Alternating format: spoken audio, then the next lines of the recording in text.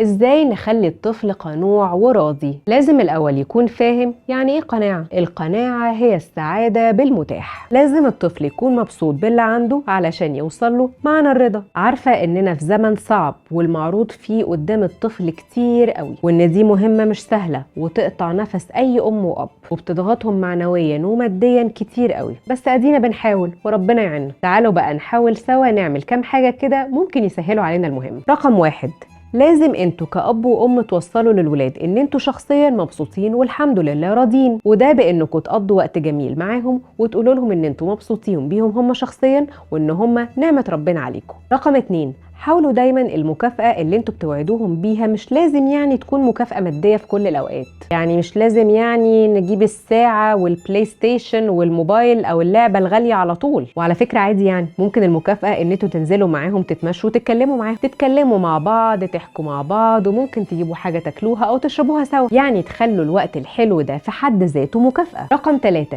ايه رأيكم وانا كمان معاكم هعمل كده؟ بدل ما نسأل الولاد لما يرجعوا من المدرسة يومك او يومك كان عامل ازاي، نسألهم كمان ايه اكتر حاجة فرحتكم النهاردة. رقم 4، دايما نفكرهم ونفكر نفسنا معاهم اننا دايما نحمد ربنا وبصدق على كل النعم اللي أنعم علينا بيها، مهما كانت النعم اللي احنا شايفينها في وجهة نظرنا بسيطة وحق مكتسب، لازم نفتكر ان في غيرنا مش عندهم اصلا. رقم 5، التحويش. تعالوا نعلم ولادنا قيمة القرش علشان يحس بقيمته وعلشان يحس بالرضا لما يجيب حاجة هو تعب لحد ما وفر تمنها، والأهم من كل ده إنه يحس بيكم. رقم 6، افتكروا دايما تمدحوا الولاد في أي تصرف إيجابي ولو حتى بسيط بيعملوا، ده هيعلمهم يرضوا بالقليل ويقدروا الكتير. آخر حاجة، نعلم ولادنا العطاء والاستمتاع بيه، وده بيكون عن طريق حاجات كتير زي مثلا التبرع بالهدوم، التبرع بجزء من اللعب، والصدقة ولو بجزء بسيط من المصروف، ومثلا تقديم الوجبات للمحتاجين، وممكن نخليهم يأكلوا الحيوانات في الشارع لو أمكن، وطبعا مع أخذ كل احتياطات السلامة والأمن. شاركوني واكتبوا لي في الكومنتس عن طرق تانية ممكن نعلم بيها ولادنا القناعة والرضا،